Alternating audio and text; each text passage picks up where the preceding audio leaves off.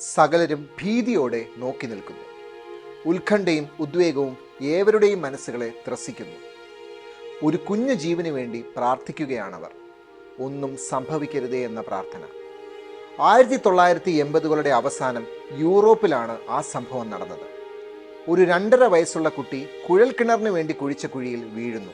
അനേകമടി താഴ്ചയും ഒരു വാവട്ടം മാത്രം വീതിയുമുള്ള കുഴിയാണത്. വാർത്ത ലോകമെമ്പാടും അതിവേഗം പടർന്നു. കണ്ടിട്ടും കേട്ടിട്ടുമില്ലാത്ത ഒരു കുഞ്ഞു ജീവന് വേണ്ടി എല്ലാവരും പ്രാർത്ഥിച്ചു. ഒടുവിൽ കുഴൽക്കിണറിന് സമാന്തരമായി മറ്റൊരു കുഴി ഉണ്ടാക്കുവാനുള്ള ശ്രമം ഒരു പരിധിവരെ വിജയിച്ചു. കുഞ്ഞിൻ്റെ കൈകൾ രക്ഷാപ്രവർത്തകർക്ക് പിടിക്കാൻ സാധിച്ചു. എന്നാൽ അത് വഴുതി താഴേക്ക് തന്നെ പോയി. എന്നാൽ അടുത്ത ശ്രമം ഒട്ടും തന്നെ പാഴായില്ല. കുഞ്ഞിനെ അവർ രക്ഷപ്പെടുത്തി.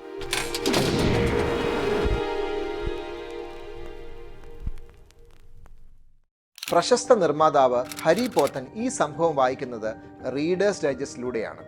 ഒരു ത്രില്ലർ ഒരുക്കുവാനുള്ള എല്ലാ സാധ്യതകളും നിറഞ്ഞു നിൽക്കുന്ന കഥ. പക്ഷേ ഇത് സിനിമയാകണമെങ്കിൽ ഭരതൻ ജോൺ പോൾ ടീം തന്നെ വേണമെന്ന് ഹരി പോത്തന് നിർബന്ധമുണ്ടായിരുന്നു. എന്നാൽ അതിലൊരു ചെറിയ പ്രശ്നമുണ്ടായിരുന്നു.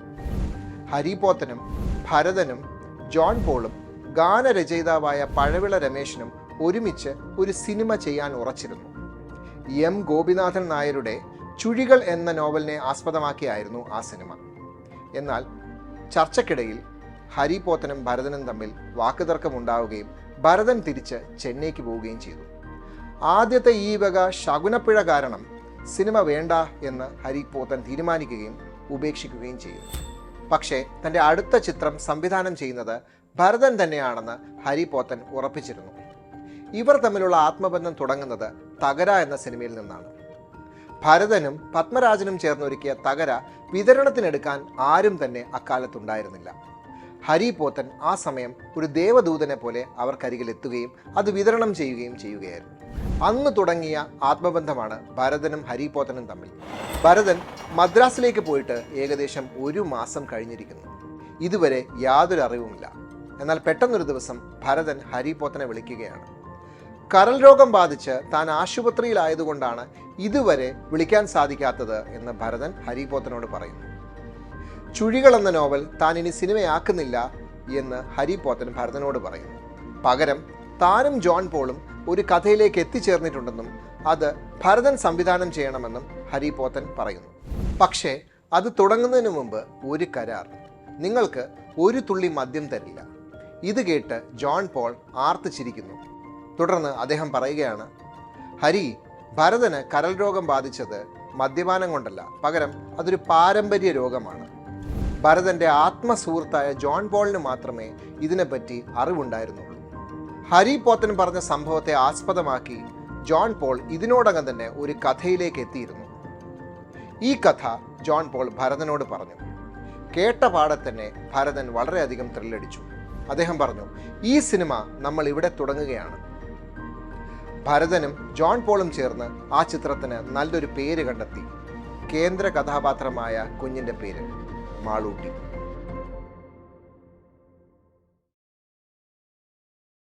ഭരതനും ഹരി പോത്തനും ജോൺ പോളും തിരുവനന്തപുരത്തുള്ള ട്രിവാൻഡ്രം ക്ലബ്ബിൽ വെച്ച് മാളൂട്ടിയുടെ പ്രാരംഭ ചർച്ചകൾക്ക് തുടക്കമിട്ടു. തൻ്റെ മകൾ അജിതയുടെ പേരിലാണ് ഹരി പോത്തൻ സിനിമ നിർമ്മിക്കാൻ ഉദ്ദേശിച്ചിരുന്നത്. എന്നാൽ ചില സാമ്പത്തിക പ്രശ്നങ്ങൾ മൂലം അദ്ദേഹത്തിന് ഒരു നിർമ്മാണ പങ്കാളിയെ കൂടി ആവശ്യമായിരുന്നു. അദ്ദേഹത്തിൻ്റെ മനസ്സിൽ ഒരാളുണ്ടായിരുന്നു, ഗാന്ധിമതി ബാലൻ.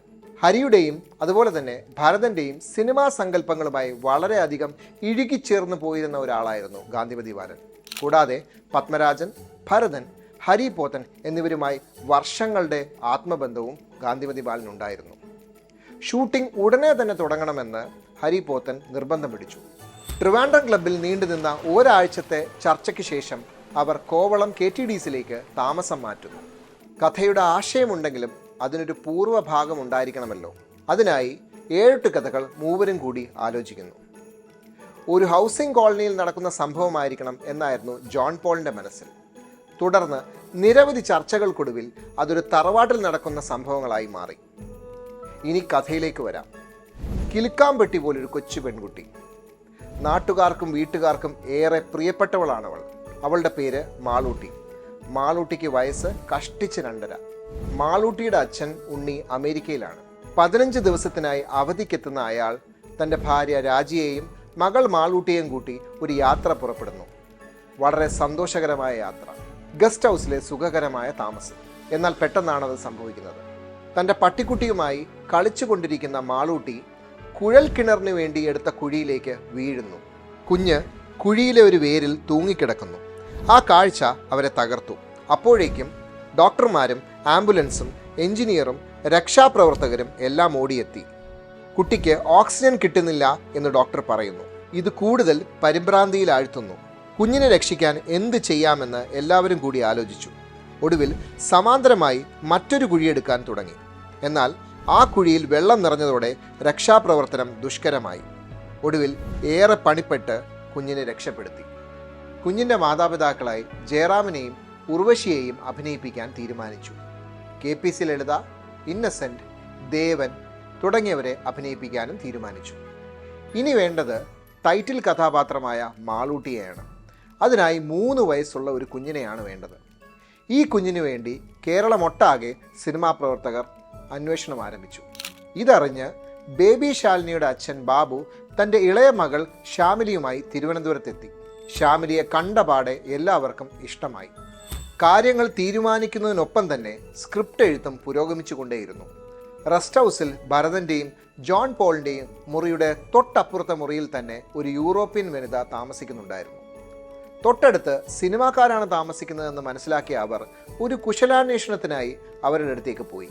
കഥാപശ്ചാത്തലം മനസ്സിലാക്കിയ അവർ ഭരതനോട് പറഞ്ഞു, ഞാൻ ഇതിന് സാക്ഷിയാണ്.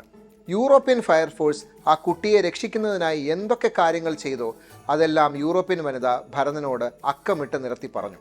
ഭരതൻ അവർ പറഞ്ഞ ഓരോ കാര്യങ്ങളും ഓരോ സ്കെച്ചാക്കി മാറ്റുകയും അവർക്ക് കാണിച്ചു കൊടുക്കുകയും ചെയ്യുന്നു.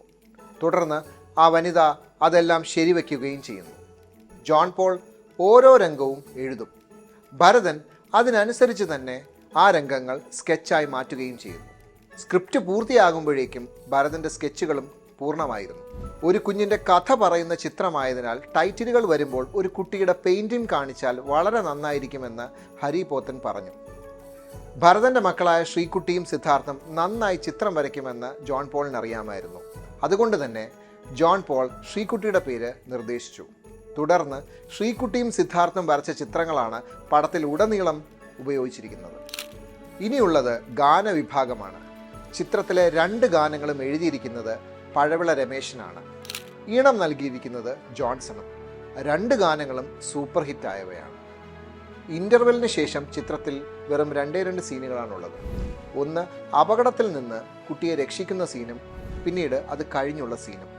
ഈ രംഗത്താണ് പ്രതാപചന്ദ്രനും ദേവനും വരുന്നത്. വെറും ഒരു സീനെന്ന് പറഞ്ഞാണ് അവരെ ഷൂട്ടിങ്ങിലേക്ക് വിളിക്കുന്നത്. എന്നാൽ അവർ തിരിച്ചു പോകുമ്പോഴേക്കും 18 ദിവസം കഴിഞ്ഞിരുന്നു. ചിത്രത്തിൻ്റെ ആദ്യത്തെ പകുതി വിചാരിച്ചതുപോലെ തന്നെയാണ് എഴുതിയതെങ്കിലും 2ാം പകുതി മൊത്തം കൺഫ്യൂഷനായിരുന്നു. ദിവസങ്ങളോളം സമയമെടുത്തെഴുതിയ തിരക്കഥ അടുത്ത ദിവസം രാവിലെ ആകുമ്പോൾ ഭരതന് തന്നെ സംശയമാകും. അങ്ങനെ ഏകദേശം 8ഓളം പ്രാവശ്യം പൊളിച്ചെഴുത്ത് നടത്തുകയുണ്ടായി. എന്നിട്ടും തൃപ്തി വരാതെ ഒരു പ്രാവശ്യം ഭരതൻ ഈ പ്രോജക്റ്റ് ഉപേക്ഷിച്ച് തന്നെ പോയി. എന്നാൽ അടുത്ത ദിവസമാകുമ്പോൾ ഭരതൻ തന്നെ തിരിച്ചെത്തുകയാണ് ഉണ്ടായത്. ഏത് ട്രീറ്റ്മെൻറ്റാണ് ഈ സിനിമയ്ക്ക് വേണ്ടതെന്ന് ഉറപ്പിക്കാൻ കഴിയാത്തതാണ് ശരിക്കും പ്രശ്നമായി മാറിയത്.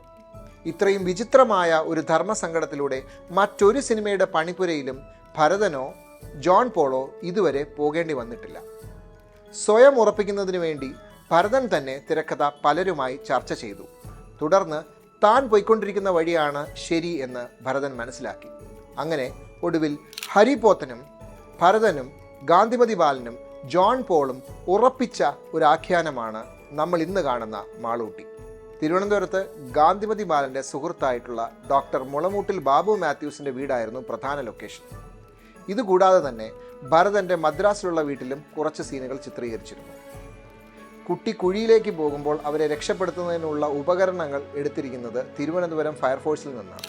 ചിത്രത്തിൻ്റെ ക്യാമറാമാൻ വേണുവായിരുന്നു. ഷൂട്ടിംഗ് നീളും തോറും ശ്യാമിലി വേണുവിനോട് ചോദിച്ചുകൊണ്ടേയിരുന്നു, അങ്കിൾ ഇനിയും എൻ്റെ ദേഹത്ത് ചെളിയും മണ്ണും ഇടുവോ എന്ന്. 28 ദിവസം കൊണ്ട് ചിത്രീകരണം പൂർത്തിയായി. അവസാനം പ്രദർശനത്തിനെത്തിയപ്പോൾ വളരെയധികം പേർ വിവാദവുമായി രംഗത്തെത്തി. കുട്ടിയെ ടോർച്ചർ ചെയ്തു എന്നുള്ളതായിരുന്നു വിവാദം. എന്നാൽ ഈ വിവാദങ്ങൾ കെട്ടടങ്ങുകയും 1990-ൽ എല്ലാവരാലും സെലിബ്രേറ്റ് ചെയ്യപ്പെട്ട ഒരു സിനിമയായി മാറുകയും ചെയ്തു മാളൂട്ടി. ഗാന്ധിമതി ബാലൻ്റെയും ഹരി പോത്തൻ്റെയും ഭരതൻ്റെയും അതുപോലെ തന്നെ ജോൺ പോളിൻ്റെയും ജീവിതത്തിൽ മറക്കാനാവാത്ത ഒരു ഏടായി മാളൂട്ടി മാറുകയുണ്ടായി. ഹിറ്റ് സിനിമകളുടെ അധികമാരും അറിയാത്ത വിശേഷങ്ങളുമായി മറ്റൊരു എപ്പിസോഡിൽ വീണ്ടും കാണാം.